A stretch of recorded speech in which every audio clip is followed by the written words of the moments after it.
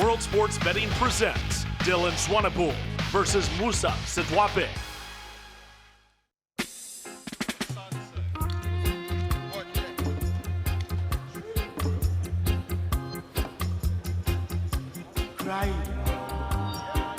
Reggae is in the house, as is bad news. Musa Setwape coming out of a very interesting gym. Now Melody Warriors pushing out a lot of real talent there. Moses Manaka, it is a bit of a kickboxing gym, has caught a few, but he's been working on his ground game a lot, has Musa Setwape, and this guy's underrated. He's got good stand-up.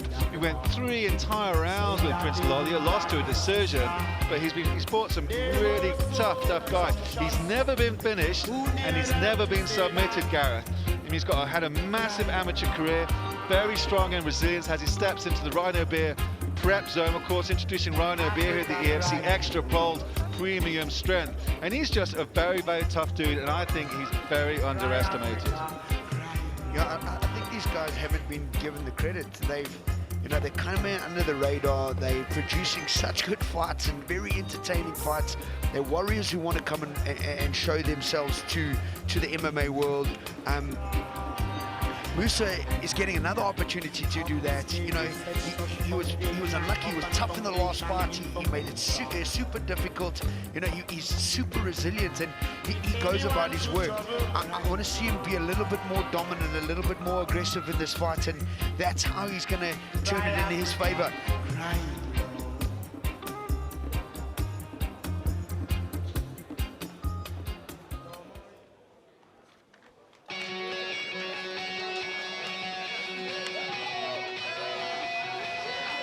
And here comes another representative of the new school of Durban mixed martial arts, all the way from Toti, Dylan Swanepoel. And what a technical and talented kid this guy is. Got great submissions, groomed in MMA from youth there. You see his father, Morne Swanepoel, from combat coaching on the south coast from Toti. You know, physically strong, technically got some beautiful submissions. Morne is saying that a lot of guys sleeping on his boy's stand-up ability. I mean, there's such a great future for this kid. He is outstandingly talented, just like his brother. I mean, it really is. He had such a tough debut, and he took that loss against Bule Godogo with a 3-round TKO, and he had a tough time, but he's explosive, he's agile, he's resilient. He says he's coming into this fight with a very different approach. He's very passionate, he's determined. This kid has got the heart of a lion. Littered with championships at the amateur level. He's an exceptional talent. He was unlucky in his first fight. I don't think it went the way he wanted to, but he comes from such a strong camp. His dad's been a leader in this industry for a long time and been involved with some great fighters. He's now implementing that on his sons, and they're showing their quality. I think he has what it takes to be an exceptional athlete for UFC. They're calm, they're humble, they are exceptionally disciplined. They're martial arts. If you look at his heroes, Damian Maia, George St. Pierre, Randy Couture, these guys were pioneers in the martial arts world. These were guys that, I mean, they're heroes. That it's people that I looked up to, and to have those kind of role models and put yourself in that space is what he needs. And this bout is brought to you by World Sports Betting, and both lads coming off a loss. Those odds at World Sports Betting are very tight. This is a must-win fight for both guys as we take a look at the World Sports Betting tail of the tape. Big age difference, 6 years Musa has. There's 3 inches in the height for Dylan Swanepoel, but a massive reach advantage for Musa, 10 inches. Let's get the official fight introductions underway with our colleague, Kotso Bilal Ramopo. Ladies and gentlemen, this bout is scheduled for 3 rounds in the EFC featherweight division. Introducing first, in the red corner, a kickboxer with 0 wins and 1 loss. He stands at 5'7", weighing in at 142 pounds, fighting out of Pretoria, South Africa. Welcome, Musa. Bad news, Setwape! And his opponent in the blue corner, a mixed martial artist, 0 wins, 1 loss. He stands at 5'10", weighing in at 145 pounds, fighting out of Durban, South Africa. Welcome, Dylan, the Punisher Swanepoel. Your referee for this bout, referee Shireen Strauss. Very experienced referee Shireen Strauss overlooking this must-win fight for both lads, as I said, Gareth. Both coming off losses. Both technically very interesting fighters. As Adi comes in and welcomes the first round of this featherweight scrap between Musa Setwape and Dylan Swanepoel. I love the intention in Dylan's eyes. He's so focused on what he needs to do. Look at him, Musa engaged. Setwape in the black and red. Swanepoel all in the blue and white strips. Musa asked what the difference was, and he said dedication. That's such an important factor of this game. Dragon Energy specifically designed to maximize mental and physical performance. Front teep kick straight from Swanepoel. Go straight for the Big right takedown. hand. Straight onto the double leg. Good level change off that right hand. Immediately into his structures. Good head control on. Going for the single of Swanepoel. He's got it. Clinch it up, let go of the clinch, but he's still got the right leg of Setwape. Now he's moving it around, keeping him guessing. Nice switch from Swanepoel, but good defense from Setwape from against the hex fence. Double underhooks there. Reaching behind that leg. Good turn on it. He had it trapped, but Setwape pulled it out straight away. Straight onto the single leg. Low on the knee, trying to pull out the knee. Oh, good head rotation. Straight onto that leg clasp. He wants to turn towards the center of the cage and lean onto that hip. Setwape just defending with the underhook. Swanepoel with his left arm around the back. Just a couple of pity-patty shots, the right arm trapped. Good work on the inside though. Yeah. Two big strong uppercuts. Sometimes you don't need that big power to be effective, but it's just like glue. He's smothering him, wiping him across that cage. Nice and tight. Good double leg change. Fantastic. Onto the back straight away. Oh, good work. Musa did very well to stop that back attack. Just Dylan's giving him so much to think about, isn't he, Gareth, up against the fence?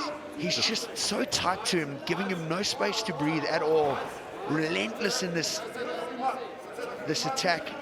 Eventually getting the double. Can he control the position? Switching to the back. Back onto the mount position. Scooping those legs out. Nasty position for Musa. He's defended very well so far, but just doggedly determined as Dylan. Just very strong heavy, though. and athletic. This is going to start to suck the cardio out of Setwape a little bit. And so strong is Dylan.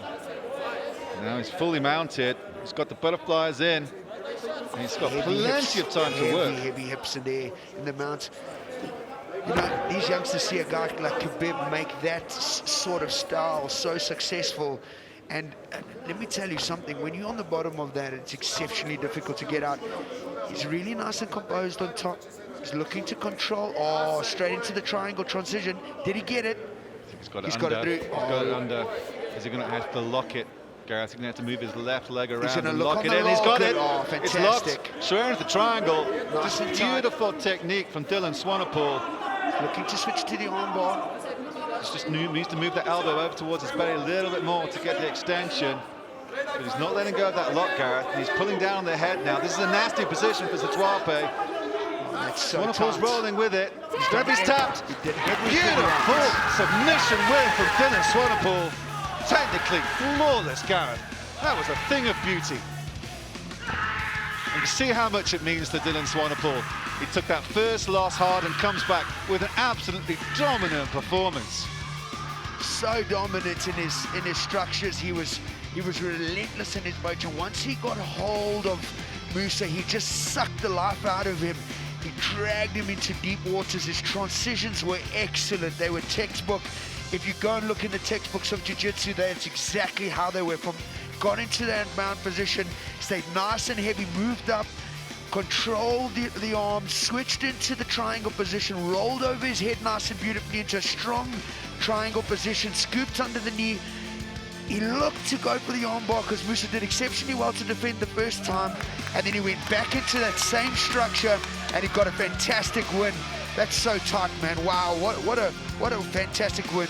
He was going for the armbar there, Gareth, but we really didn't have the elbow of Setwape on his tummy, so he gave the extension, but he just kept moving. It was so dangerous. Every single thing that Setwape did, Swanepoel was one step ahead. It was just so top-heavy. Didn't give him any space whatsoever. It was just beautiful offensive grappling.